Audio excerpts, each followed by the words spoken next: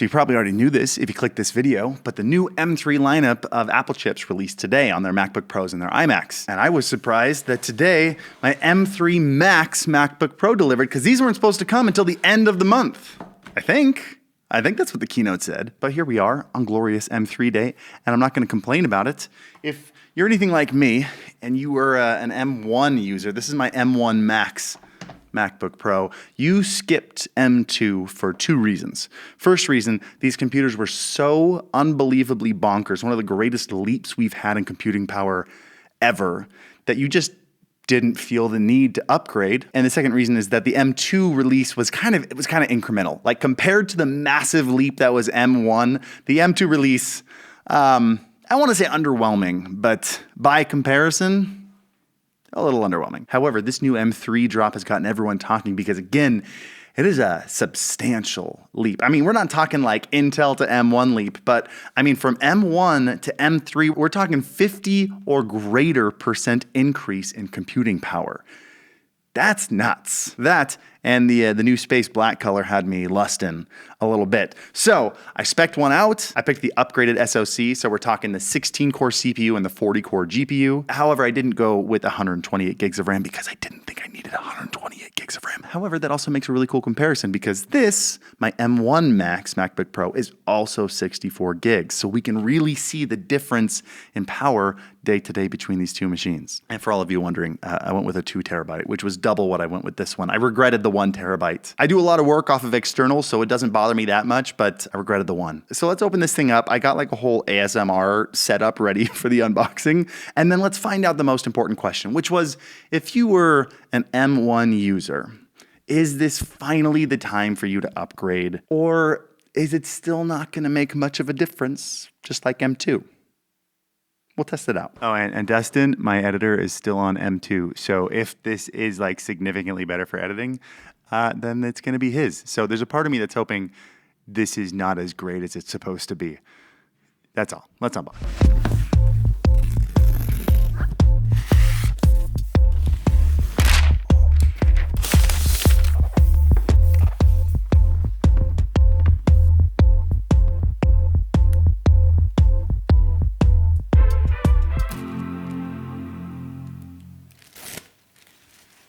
So a real world editing test. There are three things I want to take a look at here. First, I want to see render times.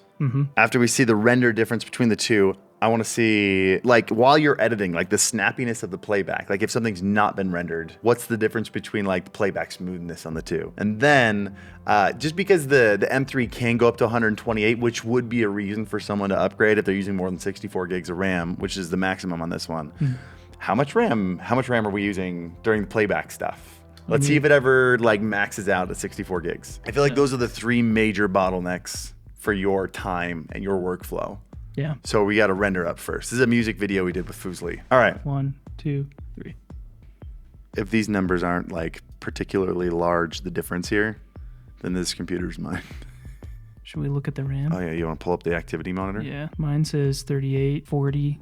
Mine's at 36. Yeah, it's staying above 30, 35 really. Usually between 30 and 40 gigs. Yeah, 35 and 45 right there. Ooh. 48, 50. They got up to 50? Yeah, got up to 50. That's a lot of RAM. We're like 20%. It's pulling ahead. Well, it's like 33%. Yeah. Oh, like, now you're catching up. Yeah. What happened? Maybe that was the easy section. Yeah. We're in the last shot on this one. All right. 2 minutes and 36 seconds to 2 minutes and 59 seconds. So that's about a 20% increase-ish. 15 to 20% increase. It's not as much as I thought it would be. I was expecting like half the time. I never saw, I think 50 gigs is the highest we got it to. Let's do the playback test. I have no idea how Resolve works. I'm a Final Cut guy. It's the best. So here's what we're gonna do. I'm gonna click Smart on both of them at the same time, and then you're gonna click the space bar on both of them at the same time. Okay. This is a section from the previous video. Okay, it's about to get crazy here. Yeah, this is where the more... That effect right there was definitely smoother on this one. It's not a significant difference. No, it's very similar. And that was pretty bad right there. Oh, it was? Yeah. Honestly, the craziest thing was how much brighter this screen is in this one. I don't know if that's coming through on the camera, but that is a wild difference. Yeah. They both got a little choppy, but this one way more. Yeah. I'd say it's probably the same 15 to 20 or 20 to 30% difference. Yeah, not a huge noticeable difference. Yeah, definitely no change in workflow. No. Wait, let's do it one more time. Let's see the RAM. Oh, we're up in the 40s on this one. Yeah, 40s here as well. 40 to 50. 45. I'm I wonder if sitting right at 44. I wonder if you had 128 gigs, would it use more? Maybe. I have no idea. Probably. All right, we're in the between 40 and 50 gigs Yeah. in that test. We could see how much RAM my M2 uses. Oh, just to see if it's different? Just to see if it's different because it's 96 gigs of RAM. Check it while I do the blender test. Okay. I'll report back. Return and report. Yes. Nobody will get that reference. A couple people will. A couple people will. So if you're in Davinci Resolve, you're looking for extra power, it's not a huge difference.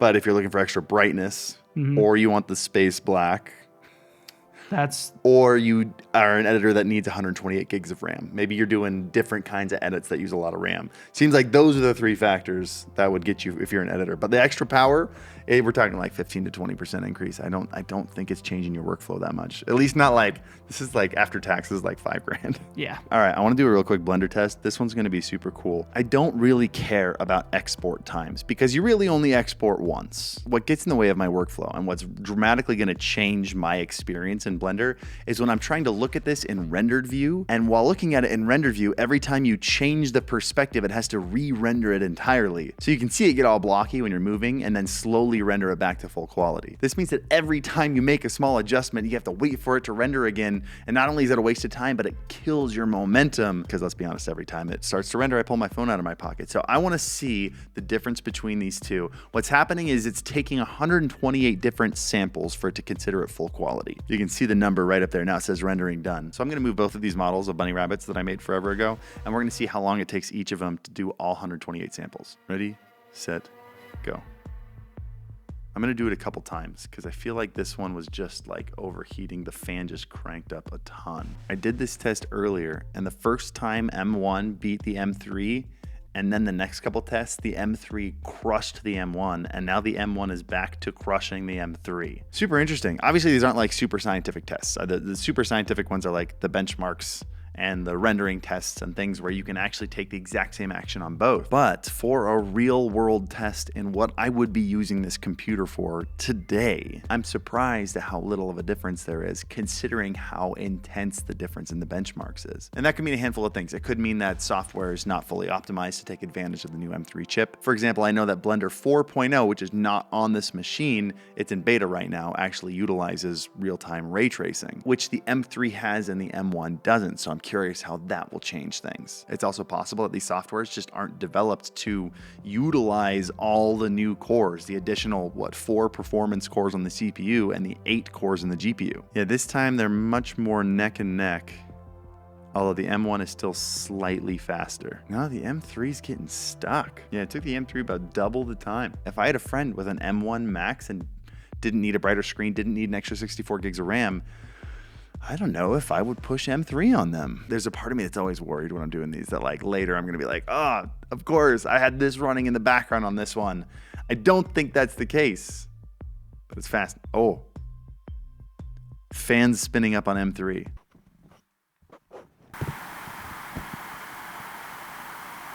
We'll have to see if you can hear that through the mic.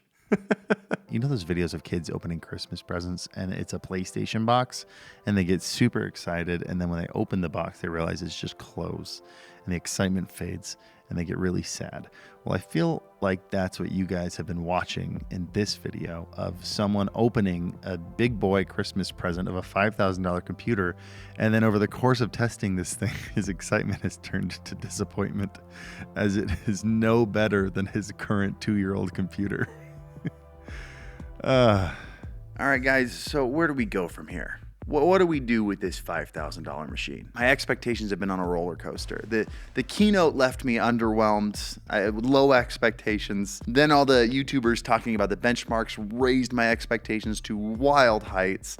And now we're back where we started, which is, at the end of the day, it changes nothing about my workflow. So the brighter screen is pretty great, but 90% of the time my laptop is docked on the side of my desk and connected to a monitor. So That's not worth it. And the double the storage is great, but I've been living with 1 terabyte just fine. Really, at the end of the day, I paid $5,000 to change my MacBook's color to a pretty dope black. And honestly, I just don't know how that's gonna go over if I try to explain that to my wife. And so here's what I think I'm gonna do. I've still got some time to try this out and see if I'm missing something before the return period's up. I'm gonna give it an honest college try, but honestly, if nothing changes, I think I return it and I keep using the M1 Max. I did not expect the first video on this channel to go this way, but here we are. So subscribe if you want to see more videos like this. Well, hopefully not exactly like this. We'll be getting some cool tech on this channel too, which, by the way, welcome to the first video on this channel. If you're not familiar with our other channel, Senpai Gaming, it's where we get into streaming and gaming tech pretty heavily, whereas this is a channel that's more about